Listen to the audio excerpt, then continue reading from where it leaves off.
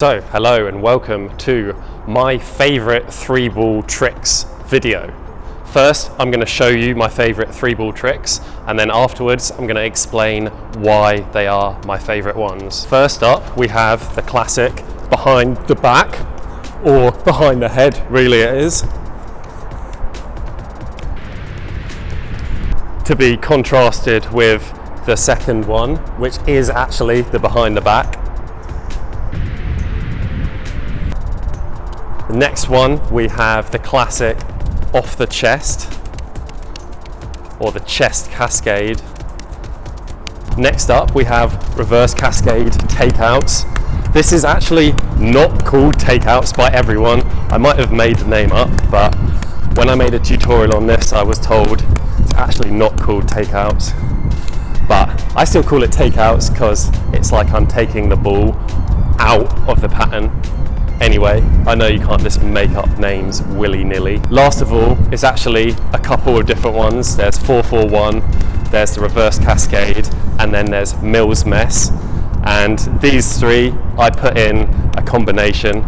So I would say this is one of my favorite combinations. So why did I choose these tricks as my favorite juggling tricks? It's partially because they're the tricks that I chose to practice and I got good at, but I chose them for a specific reason because I like the look of them more than other tricks. First, the behind the head trick. I first saw this in a video. I can't remember who it was, but I'm going to put the link up on the screen.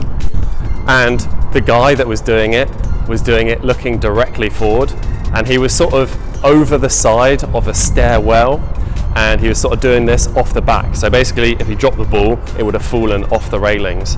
Anyway, I saw that video when I was a beginner juggler, and I thought, I need to learn that exact trick.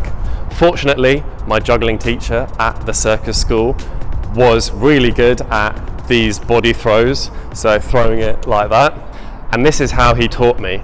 First of all, he taught me the walk, so it was sort of just one throw like that, like this, and I really liked how you can move around with that throw, and that throw became my go-to throw for, moving around throughout my juggling act.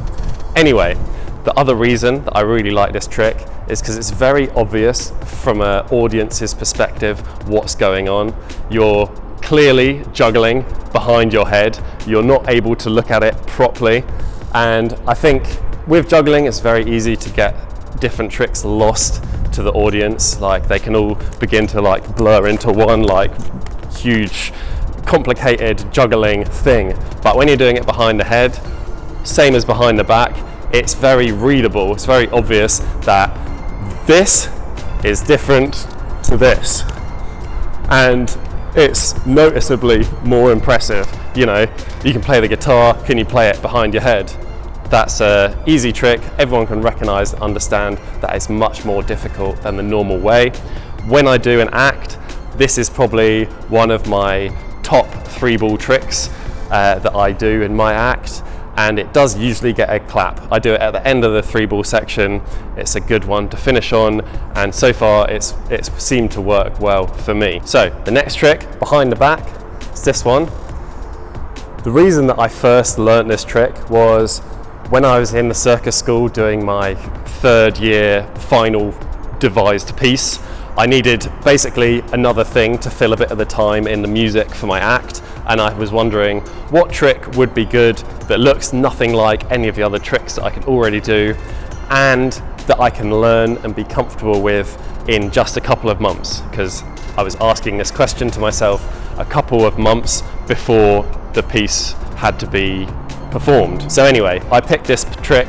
I thought it was, again, like the behind the head, so obvious. Can you juggle in front of you? Yes, but can you do it behind your back without even looking at it? That is the other thing. With this trick, you don't need to look at it whatsoever. Obviously with this one, you need to look each time, and it's another trick to do it without looking. With behind the back, it's not really required to look at it at all. It doesn't even make it easier. Obviously, you can't look at it anyway, but I hope you know what I mean. So anyway, this trick is an illusion basically, because I can do it without looking at it, but what the audience don't know is that you don't need to look at it. It doesn't really make it much harder that you're not looking at it, because obviously you're able to feel the balls each time that you throw it. So yeah, I also really like what you can do with this trick. It's really cool to link in with 3-ball juggling. I like this sort of stuff. And generally, I just like playing with it. Also, I would love to be able to do 4 or 5 balls behind my back. I have done 8 catches of 4, that's my record, but it was so hard. Hopefully one day soon I'm going to find the time to really practice that, and eventually I'd love to be able to get a 5-ball behind the back cascade. So the next one, the reverse cascade takeouts. Love this trick. Took me about an hour to learn, and it's one of the best hours ever spent thinking about it in hindsight.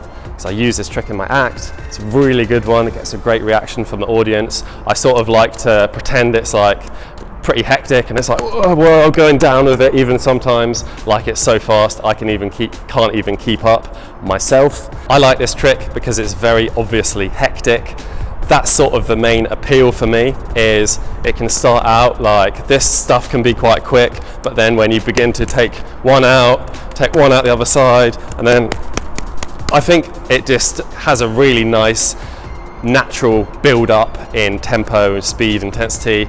Gets a great reaction from the audience, and generally I think it's a safe trick, as in it's quite easy to do, but the payout is great because people love it, looks fast, usually gets a nice clap, etc. Next up we have the chest cascade. I first learnt this just by sitting down after practice and messing around with one ball, throwing it onto my chest and just letting it roll. I wasn't really going for the chest cascade, but it developed into that. This is just a favourite trick because I've kept on doing it, and it's a trick that I will do automatically when I have balls in my hands without even thinking about it. I don't even think it looks that good, but it's fun to do, and it's just kind of a cool trick, I think. Now finally, the last couple, the 4-4-1, the reverse cascade, and the Mills mess.